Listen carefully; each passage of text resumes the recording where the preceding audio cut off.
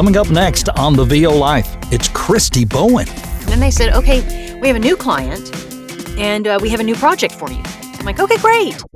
Turns out it was this really, really super, super long project, and it was medical e-learning. I was dropped into the deep end of the ocean on that one. This is The VO Life. Positive conversations about living the voiceover life. Insight into the business and day-to-day grind of being a regular Joe VO. From the humble beginnings to the finally hitting a new level to getting that first big client. It's all about that VO life. Here's your host, Troy Holden. Hey, and welcome back to the VO Life, where we do all things voiceover here, things that are new to many of you and things that are maybe you just don't know a lot of the people in the industry and where to go to get things, and that's one of the things today. We're talking to Christi Bowen. Hi, Christi. Hi, how are you doing? I'm okay. I'm so glad it's not scorching hot here right now. Isn't it a nice break? It's better than it has been. Absolutely. It's wonderful. It is. You can feel the fall in the air in the late evenings already, and I'm glad. It's welcome. It's been so terrible. For those of you that don't know Christi well, Christi has kind of picked up a really big title of an e-learning guru, I think, but we're going to talk about some other things as well. But let's start out, Christi. I know a little of your history and that you kind of got started with radio in college and got into VO. Could you give us a little background on that? Sure. I worked at the college radio station, but we were not the normal college radio station at the University of Florida. We had a 100,000-watt commercial FM station.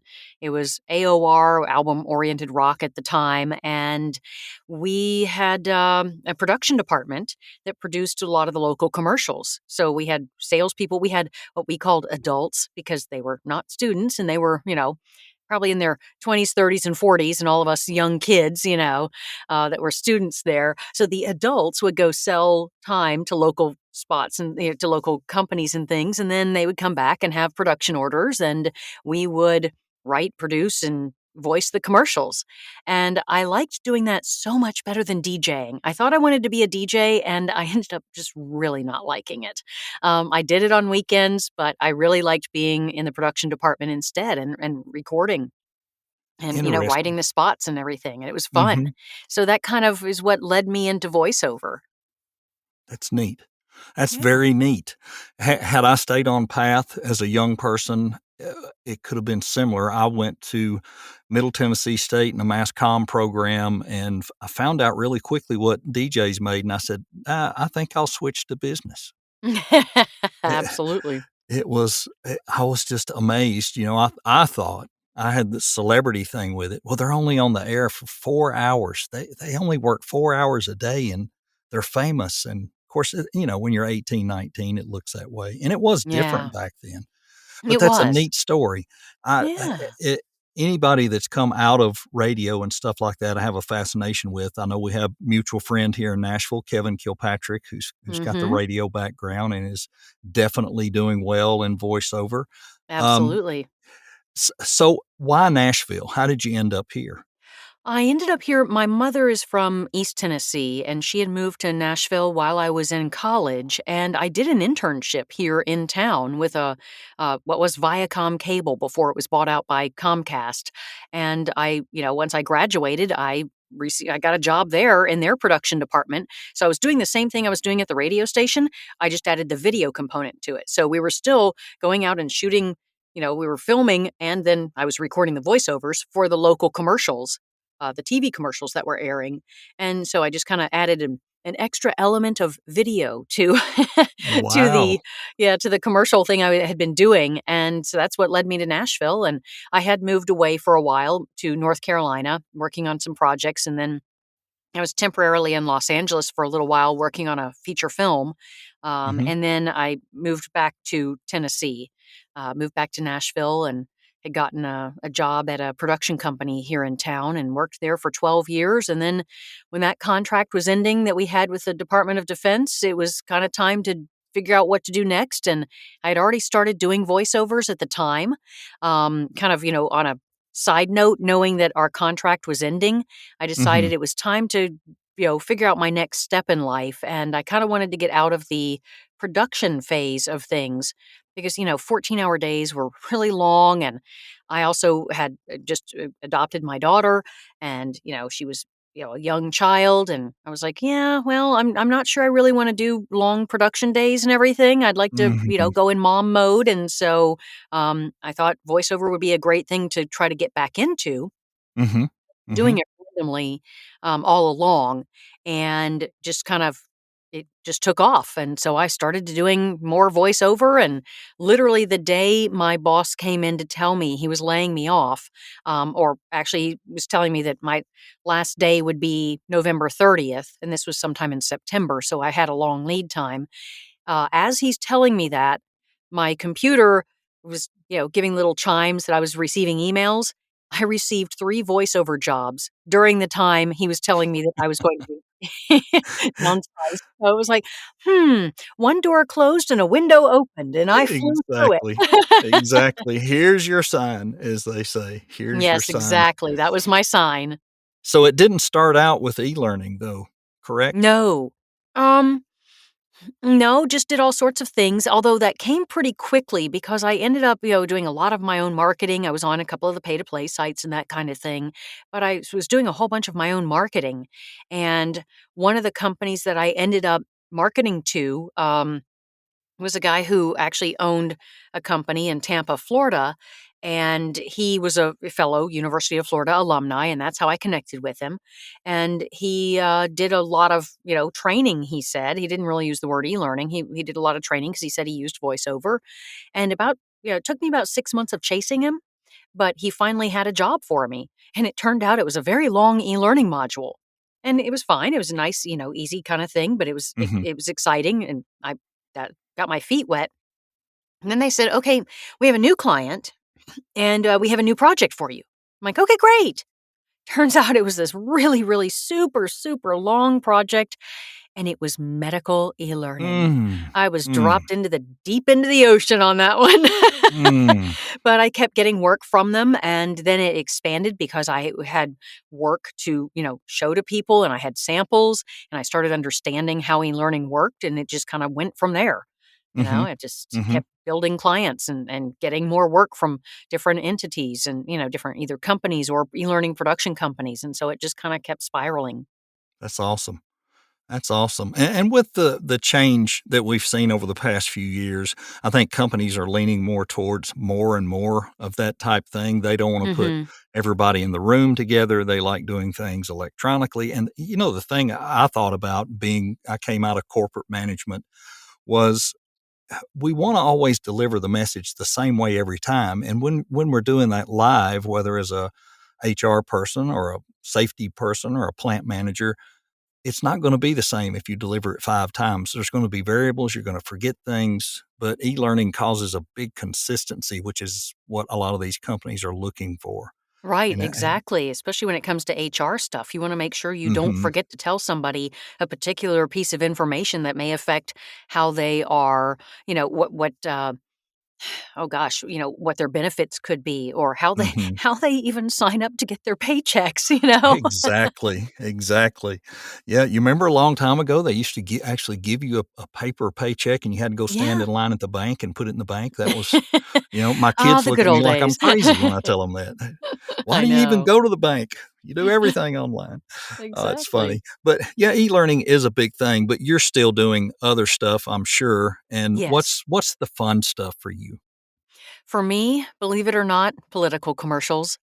I love them. Ah. I know that that's kind of a subject that a lot of people are like, "No, staying far away from that." But Mhm, I like them. I enjoy that work. I also like to do I like corporate narration a lot. That's mhm, I really enjoy that.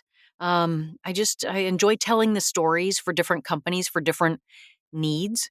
mhm, Sometimes it's an internal facing thing. Sometimes it's an external thing that they want to, explore some kind of thing for their clients or their customers and say, "Hey, look, here's what we're doing now." And that's kind of fun. Or mhm, maybe it's an internal thing and it's like, "Hey, we have this new thing," or "There's a lot of pride here. We've done this great thing. we need your help now, know that our company's doing something good. I like those stories. Mhm. Although I did get hired and it's coming up in October, and I've done this a couple of times, the voice of God kind of things for either awards shows. I've done several of Mhm. those, announcing winners and that kind of thing, pre-canned, and the winner is announced, and then you give a little background and history on who the winner is. I've Mhm. really enjoyed those as well. That's kind of fun stuff for me. Yeah. So, Yeah. yeah. Those are fun. I've done a couple, not a lot. And political, I'm right there with you. I love political. Yeah. And it's that time of year, and it's gonna get Yeah. even busier, if you're in Absolutely. that genre. It's a lot Hoping of so. fun. Yeah, I think it will. We met face to face for the first time at VO Atlanta, and you've got a lot Yes. of involvement with that and with the Mhm. changes coming up this next year, assuming you've still got some involvement. And what are you looking forward to this year for VO Atlanta? I have just periphery involvement at this point. I've, just kind of consulting with, the new owners, just, because with the institutional knowledge I have of what's been done before. So Mhm. we're still, that's still evolving and such. So I don't really know exactly where that will go. I think I'm just looking forward to seeing how the structure that has kind of been established is then built upon, what Mhm. their vision is for it, because everybody has their own vision. And so it'll be really interesting to see how that's carried out from different people from a different point of view, but yet Mhm. kind of coming from a similar place, because the structure itself is sound and so many people enjoy what is available through VO Atlanta, all the different ability to meet all these different speakers and how accessible they are. And that was the one thing that Gerald Griffin, who, the founder of VO Atlanta, always instilled. And the people that he wanted to be at the conference and presenting and, being there, his vision was that they were accessible at all times. They weren't the kind of people who were divas who came in, did their talk, disappeared to their hotel room, didn't want to, commune with the little people. He Mhm. wanted people who were going to be sitting in the lobby, having conversations with anybody and everybody, because he saw us as all people first and voice actors or casting directors or producers next. And, Mhm. that was what his vision was. And really think that that is probably going to be the focus in the future as well. So I'm excited to hopefully see that that continues. And I think it will, because I think that there's just maybe a renewed energy, because there was just so the pandemic changed everything for everybody, because we were 11 days away from putting that conference on. I had been working for 6 months. I worked my rear end off for 6 solid months to get that conference going. And then of course we had to shut it down. And then, we tried to we did the virtual conference in 2021. And while that was great and we had a good success with it, it was a virtual conference. It wasn't the same.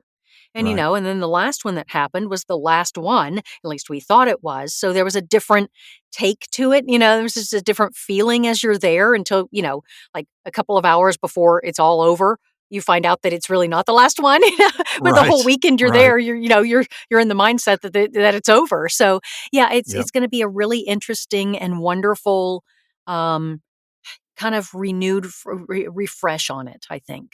You Yeah, know? yeah, I agree. I agree. I think there'll be some awesome new additions, touches, things going on, but I also think it will retain the originality as being one of the most, like you said, everybody's accessible, everything's open and friendly, and you can't beat it. I mean, it made a Yeah. big difference for me to go there and be able to interact, and even oddly, the opposite for somebody to walk up and say, "Aren't you the VO Life podcast guy?" And yeah, and I thought That's awesome. 1 out of my 9 listeners found me. It was kinda great. Oh, I love It it. was kinda That's great. great. Um, the, um, the other thing I wanna touch on, and even if we use this to finish out with, I'm great with it, is you have a studio in Nashville. You are, offering teaching, training, coaching. One of the thing that I think a lot of new people get into, they don't understand the steps. They don't understand the work that's involved. They all know they've got to get a doll and a microphone and get a room treated, but you have to not be a reader. You have to be an actor. So Mhm. let's talk a little bit about what you guys do in Nashville and the types of things that you offer for people at your studio. Sure. It's called Tennessee VoiceOver Studios, and it kind of was born out of a little bit of the meetup group that I've been running. And actually, this month is 10 years for the meetup group. We have been meeting every month for 10 years, which is pretty darn amazing. So I'm pretty proud of that. And it was, the studios was born out of that idea, just to continue the training and continue the ability for people to have continuous learning, and also for the new people who came in. Because, the meetup group is just kind of a one off, 2 hour session of, we have guest speakers. But if you're new to voiceover, being dropped into this class, and it's like, wait a minute, I don't understand anything they're talking about because this is Mhm. all new to me. It was a way to mitigate that information. But also, the studios has rental facility. So we have, it's open for rentals for anybody, whether it's auditions or jobs. So anybody who comes through town that needs, a recording studio, we have Source Connect. So even people in town who have their own home studios but don't have Source Connect, they can rent the studio. So it's a wonderful opportunity for people to kind of be part of the larger voiceover community in town with an actual physical location, because Mhm. the meetup group has always just been, we randomly wherever we could meet and or online for the last couple of years, obviously. So yeah, that's where it came from. But when it comes to teaching and training new people, we kind of have the Tennessee state flag has 3 stars in it. And I always consider everything with voiceover to have 3 pillars anyway of everything that you need to know to become successful in this. And that's performance, business, and technical. So out of that, the 3 stars in the symbol of the state flag kind of are all really kind of gelled. I am also a massive hockey fan. Go Preds. And at the end of every game, they do the 3 stars of the game. So this whole 3 stars thing kind of hit me, and it's really for new people. The pillars they need to understand are it's performance first, then business, then technical. Everybody wants to go out and buy a microphone and figure out, how they're going to do all this stuff, but that's the last thing you need to do. The first thing is figure out the acting, the performance, and get training, training, training, training, and more training. It takes money, it takes time, it's not cheap, and it's not fast. If you Right. want cheap and fast, you need to find another business. If Right. you want, if you want to put in, pay your dues as in researching, listening to podcasts like this, paying attention to all the blogs, being on the Facebook groups, reading everything you can, following stuff on YouTube, all of that stuff goes into your learning and your training. And then there's the paid training where you go to classes, group classes, you do workout sessions, you find coaches. All of that takes time and money, but that's the only way for you to understand how to be a better performer.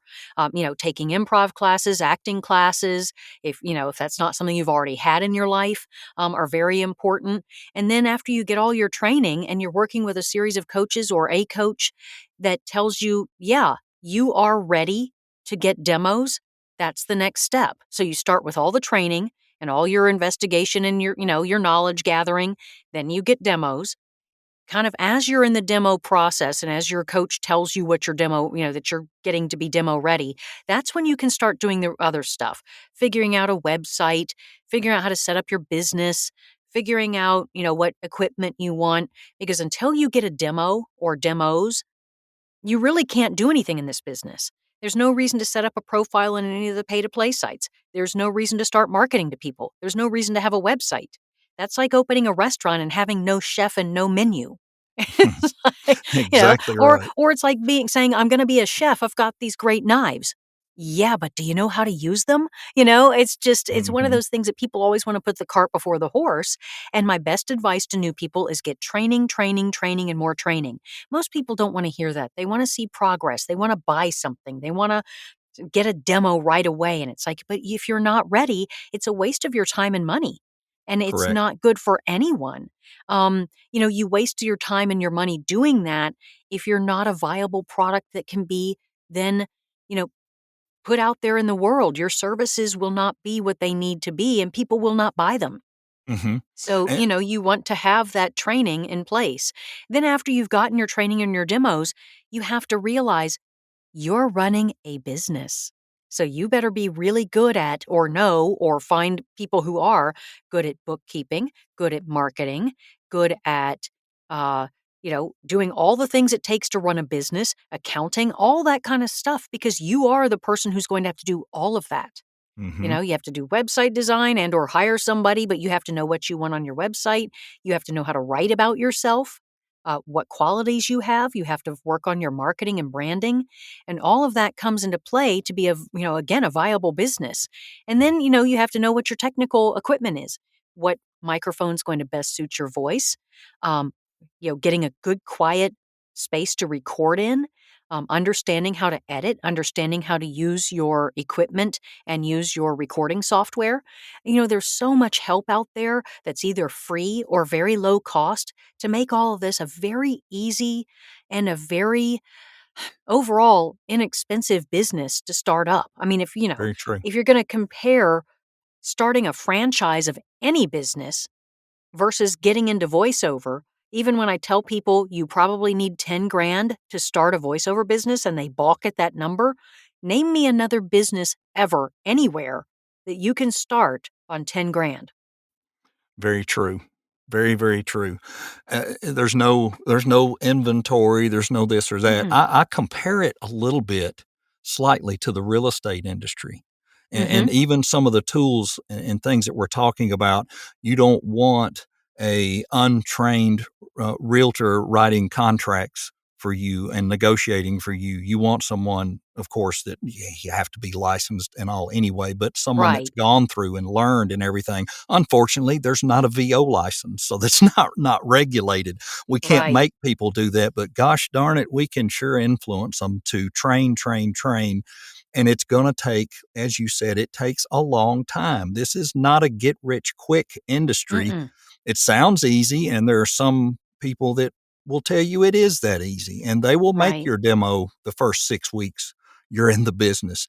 But stay Right. away from that, guys. Stay away from that. It's Absolutely. and also give yourself the opportunity to make sure this is really something you want to do. You may get into training after a few months and go, geez, is it this hard to do? Is it this much work? And is it this and that? And it is. And it So give is. yourself that opportunity. And I'm glad that you said all of that, because people really need to hear that. Especially, we have a lot of new people that listen to the podcast and in the Facebook group, and they need to know. You may hear one thing or the other, but you just heard as good of an explanation that could possibly be given how to get into this business the correct way. Well, thank you. Um, Yeah, I mean, I just taught the VoiceOver 101 class last night to a group of people who are interested in getting into it. I mean, that's one of the biggest classes we teach at the studios is the VoiceOver 101. We do it mhm, virtual. I had one virtual attendee and two in person. And that's just the thing I stress is that, be prepared for this to take time and money, and that's okay. You know, mhm, it's only going to be you're only going to be as successful as you want to be. And of course, everyone has life challenges. right, Everyone has something going on, where money is, an obstacle potentially, or just something that you have to be considerate of a lot more. And or they, maybe you start, you get some really good momentum, and then, a detour has to happen in your life because of something personal going on or something, mhm, with your current job. And those things happen. There's ways to stay involved. Since you do have a lot of newer people, there are ways to stay involved, even if you can't pay for private coaching or whatever, or classes for a while. There's still so much out there, like these podcasts, like, getting on the lists of a lot of the different people who are doing blogs and other things that will give you daily emails to keep you in touch with what's happening in the business. So staying connected to it, even when you maybe can't take classes at the time or don't have a lot of money, there are so many wonderful free resources out there. We actually have a large list of them on the website under the resources tab. A mhm, lot of links to a lot of different places that have some amazing information there that's all free for the taking. And it's a way to keep yourself involved, even if at the moment you have to take a detour, you know? So right, staying involved right. is probably the most important thing. Yes, and actually, as you were also saying, all of the free resources. There's a lot of them out there, but if you're able to vet some of that through someone else that has some experience, ask. I think Mhm. that's a good idea. You could get off on the wrong path if you're not really careful. That is true. That It is can true. get scary. There are a lot of forks in the VO road. Yeah. Isn't it amazing though, this Nashville voiceover community, how many people that are here that are, actively working in voiceover? It surprised me. Of course, we lost one of my favorites who moved off to Pennsylvania, JJ Wilson. JJ and I got very close over the last year and a half. We shared a lot of meals together, and he's just been fantastic in helping me in my career. And if you're able to find that person who's willing to help, and yes, you're going to pay for help, but eventually, maybe if you make it the right friendships and associations, other people will help you as well. But the community in Nashville is unbelievable. The people that are here, there's Kevin, there's Dave Hoffman, yourself. There are many, many others. Who are some of the people Mhm. I'm missing? Kay Bess has just K-Bess. moved here. Yeah, Yeah. K-Bess has just moved here. Gosh. Oh, man, there are so many. Um, Wow. there's another, gosh, I just saw his name, Jay Rodney, who Oh, is yes, J. just Rodney Turner. just We 10 have, minutes from me, actually. yeah, absolutely. There are a lot of people in a lot of different genres and things. There are a lot of people who are Hmm. doing, you know, all sorts of different stuff. So, yeah, Yeah. I mean, there's a lot of people who are part-time, full-time. There's Cam Cornelius. Gosh, who else is here? Heather Bell. Hmm. Um, Oh, goodness, so there's so many people, I'm blanking all of a sudden Uh, because now that I have to right. say their names, you Yeah, know? we don't want to leave them out, but you can't remember them all. Yeah, Brad Oxnam, who's one of our coaches, Sean Rogers, who's one of our coaches, and, he does, audio production and everything else. I mean, we have, Michael Bornheim, big time voice actor and, Hmm. coach and director. So, yeah, we have a lot of people who are in town, that are very active and, prolific in their voice acting careers here. Hmm. And, we also have a lot of people that are part-time and have been doing very well at it for a long time or newer or do on camera as well. And so, and we've also had a lot of people leave that started out here that are now out in LA and doing very well and making wonderful livings and have just, living that kind of VO dream thing, because Right. of the genres that they, want to do. Right. And they're doing Right. very well out there. So yeah, we have a really nice community here. I know people even in very large cities all around the country who are actually rather, and they use this word, not me, jealous of our meetup group and what we have Hmm. here. Hmm. And that really is kind of a little bit of a source of pride for me. I'm like, well, that's wonderful, Yeah. because it's Yeah. just a way to keep people together. Because, when we work by ourselves in our booths all day long, and you don't have anybody else to have a water cooler conversation with because you can talk to your family about it but they don't quite get it. Right. If you have a Right. group of people you can meet up with and you can have a, let's call it a, well, we have a holiday party every year at the end of the year to celebrate all the holidays and the coming of the new year and everything else, and it's Mhm. nice to have our own version of an office Christmas party because we have separate offices very far away from each other, but we end up all meeting at once, and Mhm. oh goodness, I can't believe it, I can't believe I've forgotten it. Rick Lance and Joe Lesh. How Oh could I have gosh, forgotten yes. those 2 guys in town? Well, I see, I told you, you put me on the spot and I couldn't remember everybody's names all of a sudden. I was like, I have all these people, I could see their faces. Yeah, We have a exactly. lot of wonderful people here in town that are just, wonderful at giving and advice and information and mentorship and Mhm.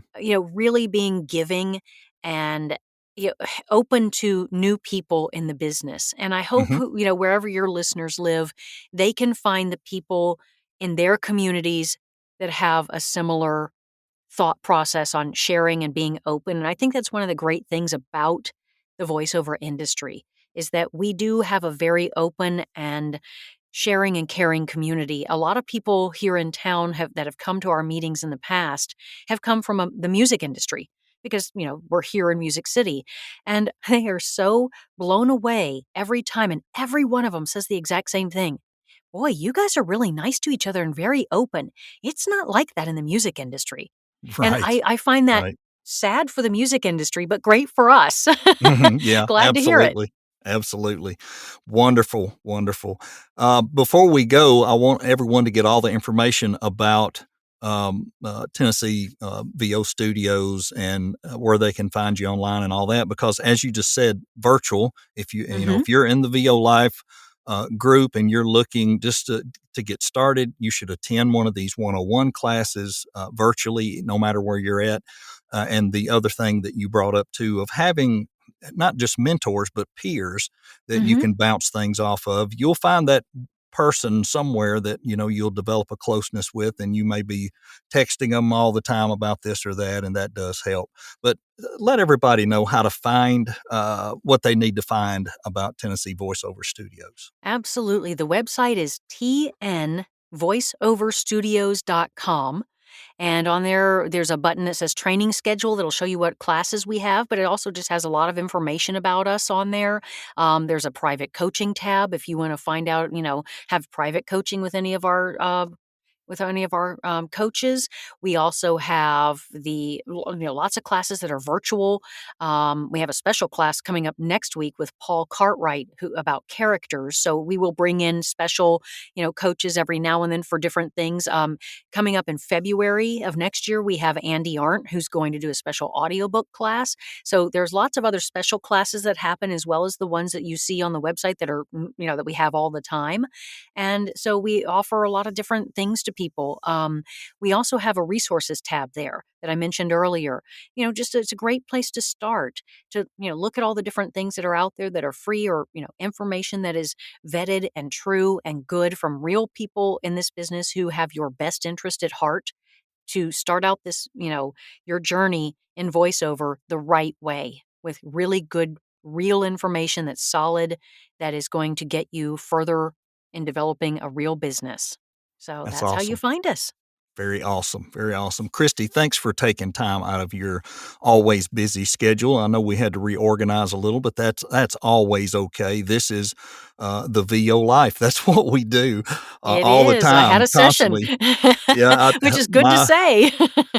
my favorite saying that I have with my wife is if I'm not busy, let's leave the house. It'll change as soon as we get in the car. There'll be 2 text messages or 2 emails saying, "Can I get this in an hour or 2?" So Exactly. that's the way we always look at it. But really, thanks so much for taking time out. I hope this is helpful to a lot of folks. I hope you do go visit the tnvoiceoverstudios.com site. Check everything out there. Get in a class, get busy with it, and as Christi preached, do it the right way.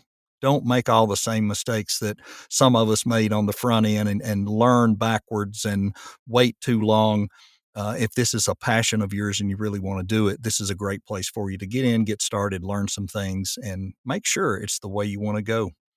Well, Christi, any big projects or things going on right now you could tell us about before we sign out?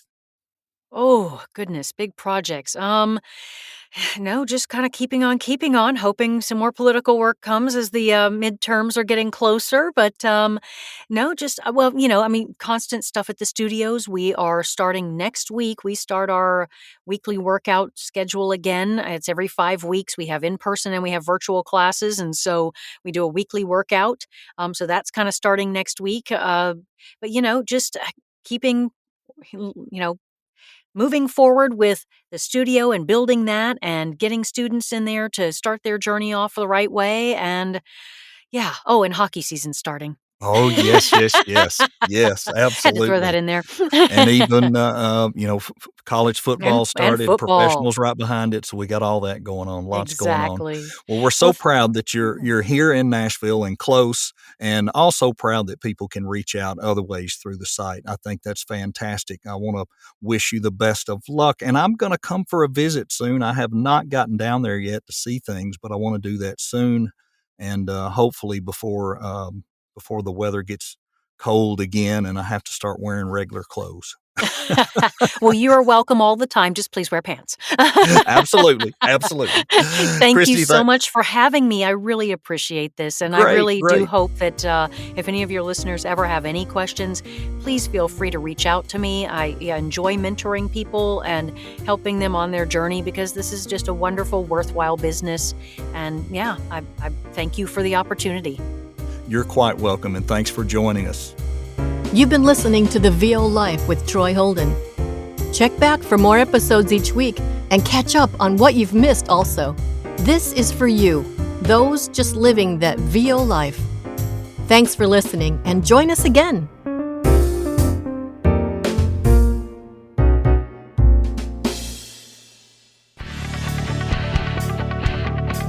The VO Life intro is by Louise Porter. The outro by Liz Moya.